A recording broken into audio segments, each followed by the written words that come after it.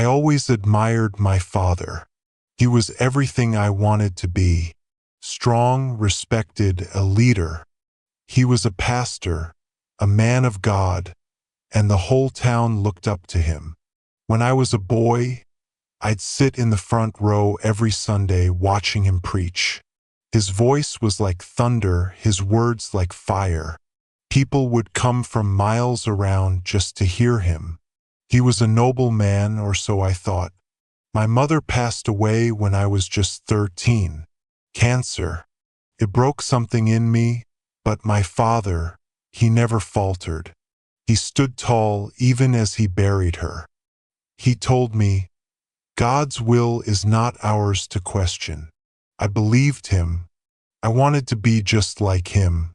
When he died, I thought I could take over the church and do things my way. I wanted to be kind, to help people. But the church, it started falling apart. The congregation was shrinking. The money was drying up. The roof leaked even when it didn't rain. The walls cracked and black mold spread like veins. The few people who still came whispered, "Your father kept this place alive. What's wrong with you?"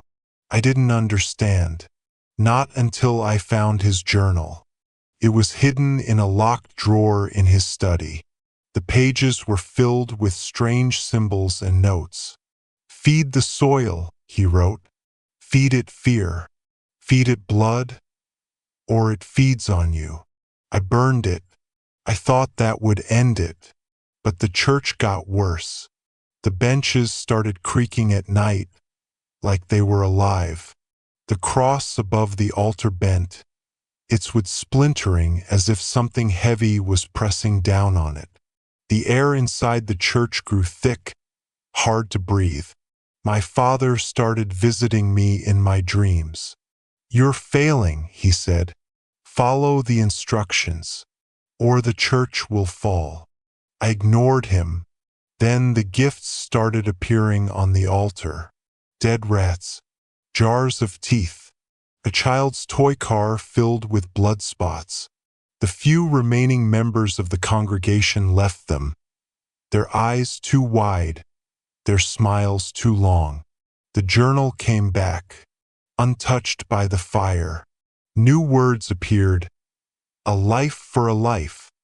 I tried to ignore it, but that night I was choked almost to death.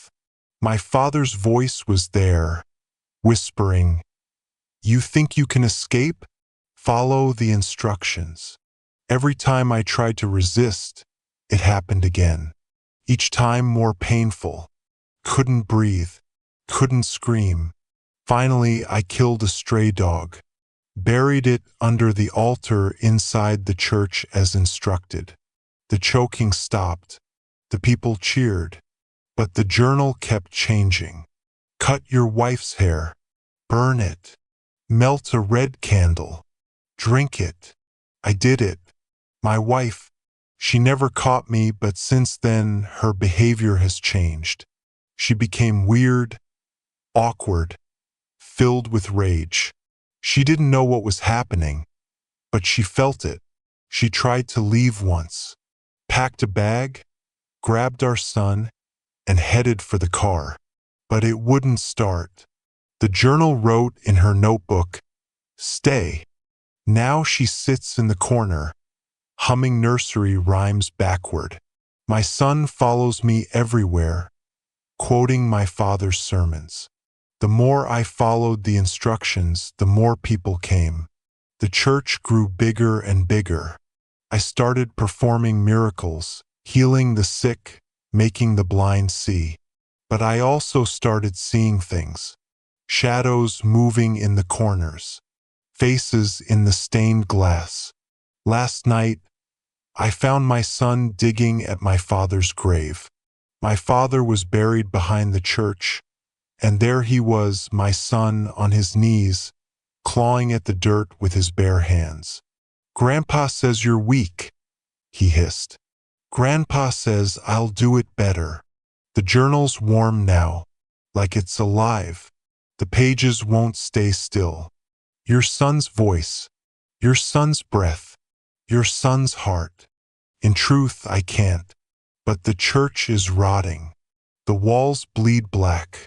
The cross outside bent like broken bones. The people, they don't look right. Their eyes are too wide. Their smiles too long. Last night, I held a knife to my throat.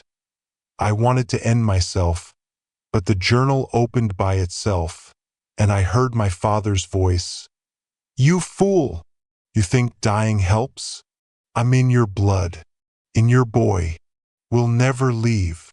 He's right. I don't know what agreement he made, but whatever it is, it wants to take everything I have, leaving me alone. And I'm scared. Maybe I should have chosen a career instead.